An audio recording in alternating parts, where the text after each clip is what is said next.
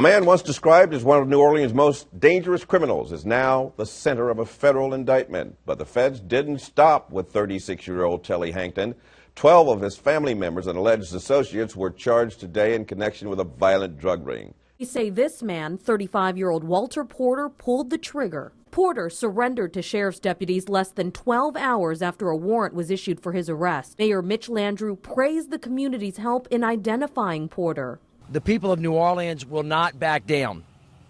We will have justice on the streets of New Orleans. Police say Matthews was killed in retaliation for his brother's testimony. Lawrence denies Porter has ties to the Hankton family. And while NOPD Superintendent Ronald Surpass says Porter was identified through an outpouring of tips from the community, Lawrence suggests the hefty Crime Stoppers reward, which now stands at $25,000, had something to do with it.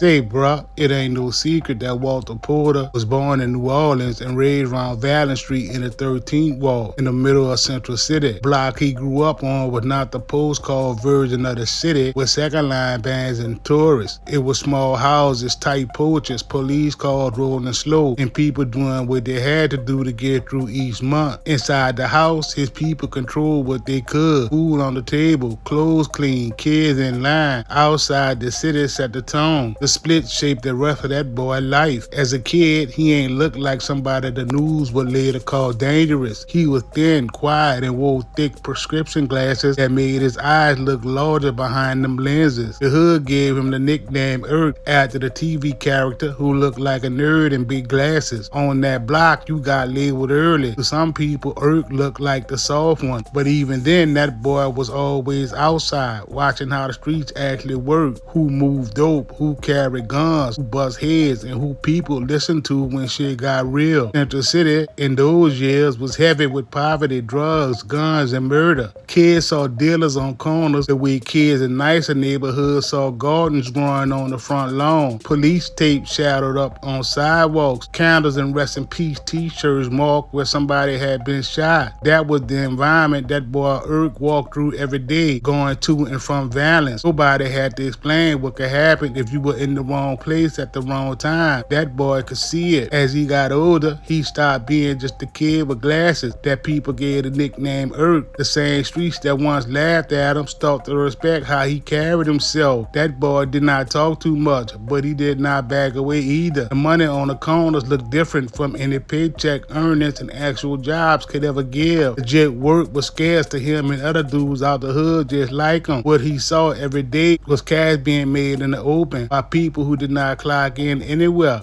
In that setting, the illegal hustle did not look like a movie. It looked like the only lane that boy had. Over time, Irk ended up plugged in with other dudes who were already deep in the game. Federal prosecutors would later call the group the Hankton Organization, based in Uptown in Central City, selling coke, crack, heroin, and marijuana, and using violence to keep control. If you from the city, you know that shit was cap. That boy Telly was never the head of any large criminal organizations, as the feds claim.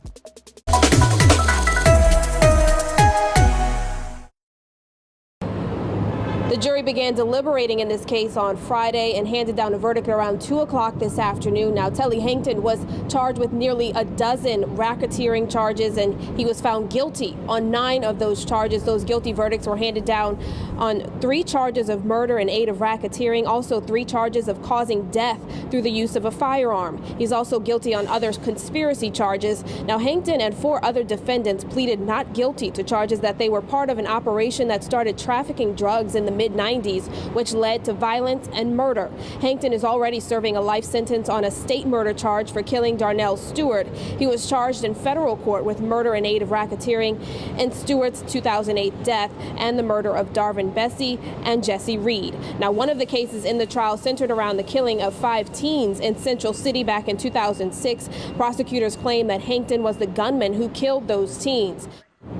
On trial with Hankton was also alleged gunman Walter Porter and 2 of Hankton's cousins, Andre Hankton and Kevin Jackson. Now, Hankton's mother, Shirley, also pleaded guilty to racketeering charges back in May.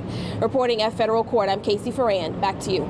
Court papers listed that boy Walter Porter under his real name and his street name, Urkel and Moonie, describing him as the paid assassin and gunman for the Hankton criminal enterprise. To the government, that meant when a serious problem needed to be handled, that boy was the one they trusted to do it. So dig this year, Moonie's name also crossed into New Orleans rap. In the federal case against Christopher Dorsey, aka BG, prosecutors brought in video that showed BG shouting out Telly Hankton and Moonie all on camera. Free my nigga Telly Hankton, you hear me? You know what I'm saying? One of the realest niggas in the city, you know what I'm saying? They hating on him right now, you know what I'm saying? You think got him all over the news and shit, you know what I'm saying? Witnesses coming up dead and shit, man in jail, you know what I'm saying? He posted $1 million bond, you know what I'm saying? Now they don't want to give a nigga another bond because they knew the man gonna make the bond, you know what I'm saying? That's it, Moonie.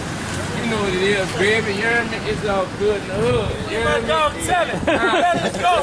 Stop. Hold on. In one clip describing reporting on the case, BG dropped a music video with New Orleans street figures, shouts out Telly, and then shouts out Moonie.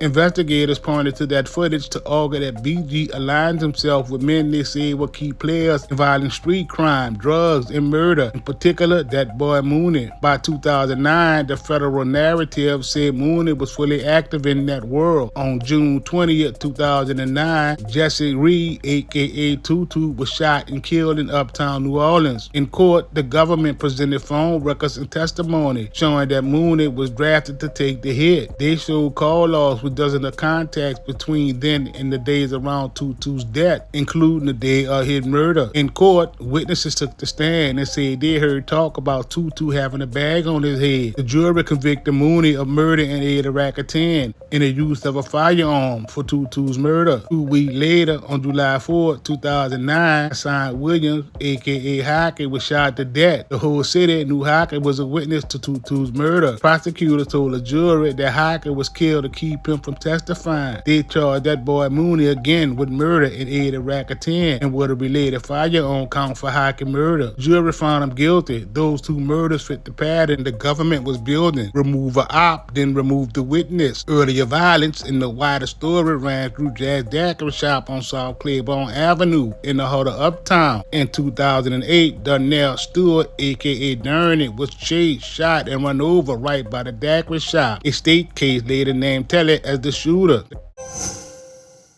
The man once considered New Orleans' most dangerous criminal is back in court. Telly Hankton's retrial started this morning in criminal court. Hankton is accused of killing Darnell Stewart in May of 2008. The first trial ended in a hung jury in July. WDSU reporter Gina Swanson is live at criminal court with details from today's proceedings. Gina?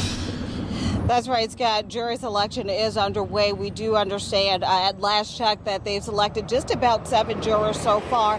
5 more to go to get to the panel of 12. We do know that 50 potential jurors were answering questions all day in court this morning, and most of the questions focused on all of the media coverage surrounding this case. As you mentioned, Telly Hankton at one point was called the city's most dangerous criminals, so his defense attorney wanted to find out exactly what the potential jurors knew about the case or what they thought of Telly Hankton. Now, all of this stems from the 2008 killing of Darnell Stewart. That happened on South Claiborne outside of a daiquiri shop. Police say Hankton and another man actually ran Stewart down in a car, then Hankton got out and fired several shots. Now, we should also mention that some of the people in the jury pool today asked to be excused from the case because they said that they didn't feel comfortable. One man said that he lives in the Uptown area and he knows that Hankton's family lives in the Uptown area as well, so it just made him feel uncomfortable about serving on this jury.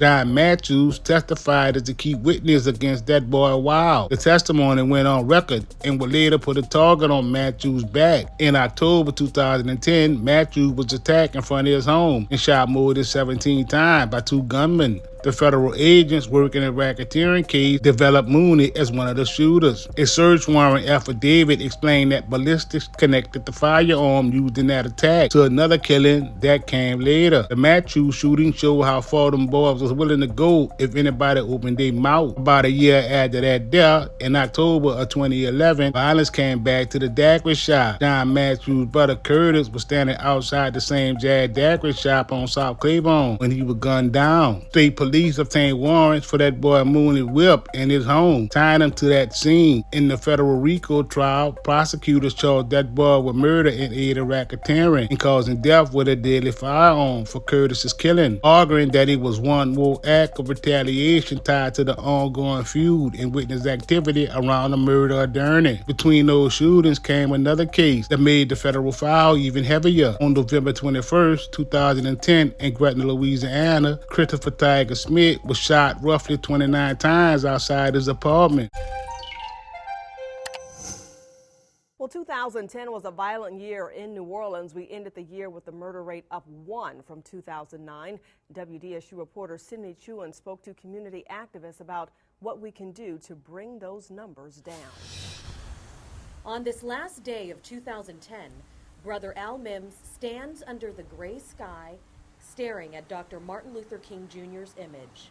He would be turned over in his grave. He'd be very disappointed. So far, there have been 175 murders in New Orleans. That's one more than last year. According to the feds, this was not a spontaneous act. They said it was a contract killing. They alleged that Nemesis Bates paid $20,000 to have Tiger killed and that Moonie and another man took the job. The feds showed evidence of communication and coordination, and the jury in that case convicted Moonie of using interstate commerce facilities in the commission of murder for hire, causing death by firearm and conspiracy to possess firearm. While investigators were still working through the murder for hire case and the racketeering shootings, 2 bank robbers added another layer to that boy Moonie's story. On July 6, 2011, armed men robbed the Capital One Bank on the Eden Fields in New Orleans. The bank was federally insured, so the FBI got involved immediately. Surveillance footage and follow-up work led agents to identify suspects. That boy Moonie's name entered the picture tied to that robbery. On August 26, 2011, a second Capital One was hit, this time in Metairie. Again, armed men went and took the cash. This time, a dye pack hidden among the bills exploded after they left, staining the money. This some wild shit right here. Investigators later found the dyed cash and built the case that men linked to that boy Moonie had tried to wash, clean, and move the stained bills, including through casinos. Those details appeared in federal filings describing a bank robbery and money handling process that followed. Agents built their case. They connected physical evidence across scenes. A firearm used in the attack on John Matthews was later matched by ballistics for the gun used in the murder for hire of that boy Tiger. That ballistics link gave the government a concrete way to tie separate shootings together and to argue that the same weapon in the hands of the same circle was used to carry out different hits. Along with that death, an obstruction of justice count was added against Moonie based on allegations that he tried to influence how a witness was testified in the firearm case, further showing in the government's view that he was not only acting on the streets but also trying to go with his move. In 2012, federal authorities unsealed a superseding indictment charging 13 members and associates, labeling them the Hankton Organization. The document laid out a 16-year pattern of drug trafficking, murders, firearm offenses, efforts to intimidate or eliminate witnesses.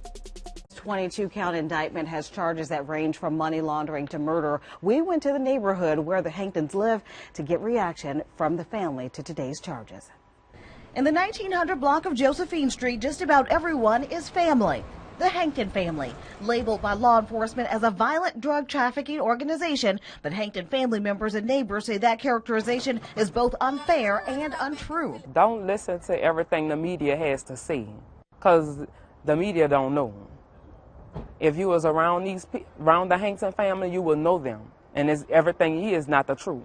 Still, in an early morning sweep, federal agents rounded up Shirley Hankton and others related to or associated with the family. Shirley Hankton is a wonderful woman, a wonderful grandmother. In all, 13 people have been named in this federal indictment with charges ranging from conspiracy and money laundering to drug dealing and murder. The government says Telly Hankton is the leader of the group. Investigators allege the criminal activity dates back more than 15 years, spans 2 states, and includes 4 killings, 2 of which happened here at the Jazz Daiquiri Lounge on Claiborne. It looks like they've done their homework, because when you read it, they just didn't make the stuff. They got people, they probably got wiretaps alleging all of this, so it's going to be pretty difficult on the defense in a case like this. The government claims the organization frequently purchased and sold crack cocaine, heroin, and marijuana, and used fear, intimidation, and violence to carry out the criminal activity.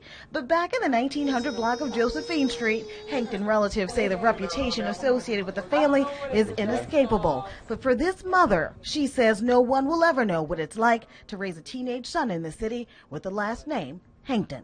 That boy Moonie appeared in many other counts. They charged Moonie with participating in the racketeering conspiracy. The Reed, Williams, and Curtis Matthews murders in aid of racketeering, with assault of John Matthews with using and carrying firearms during those crimes, obstruction, and with the bank robberies. Racketeering case and the murder for hire case moved forward on parallel tracks. So this year, in March of 2016, a federal jury convicted Moonie in the murder for hire trial for the killing of Tiger and connected that boy to other firearm charges. In November 2018, the court sentenced him to life in prison for that case, plus 20 years on his conspiracy to possess firearms. All that to run concurrently though. Around the same time, that boy was also sentenced to life in the racketeering case based on the jury verdicts on the RICO, murder in aid of racketeering, and other weapons count. Those life sentences were handed down in federal court. There is no parole. Additional years from the bank robbery counts did not change the practical outcome. On paper, the court marked that boy Moonie for the rest of his life in custody. Official press releases from the Justice Department portrayed the outcome as the removal of a dangerous gunman tied to a violent drug enterprise that had damaged New Orleans for years. Media coverage during investigations and trials often highlighted only the most extreme language, calling Moonie a hitman, a killer for hire, part of a modern-day crime family. Some early reporting contained errors though, and had to be updated as more facts became public, but now all of those corrections traveled. This story right here is written in case numbers, testimony, judgments, and years of investigation that finally converged on one name. The kid they once called Irk, the man they later called Moonie. Federal officials stated publicly that boy's actions strengthened the violent drug enterprise that left real blood on the streets of New Orleans. They tied him to murders carried out to protect territory, silence witnesses, and keep the operation running. In their view, the life sentence did not just hold one individual accountable. They struck at an organization that law enforcement said had caused fear in parts of Uptown and Central City for years. And sentencing was complete.